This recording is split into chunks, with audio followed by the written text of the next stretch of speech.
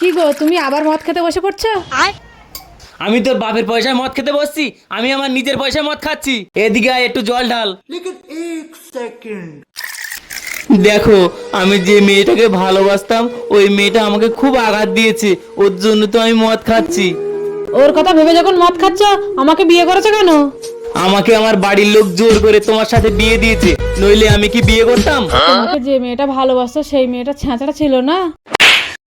আমার ভালোবাসার নামে বাজে কথা বলা, মেয়েরে চামড়া গুটে হাতে ধরে দেবো।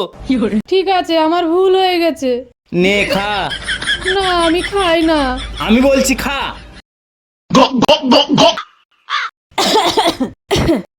ও আমাকে কত ভালোবাসতো, কত আদর করতো, আমার পাশে এসে বসতো। আমার সামনে অন্য মেয়ের প্রশংসা করা তোমার আজকের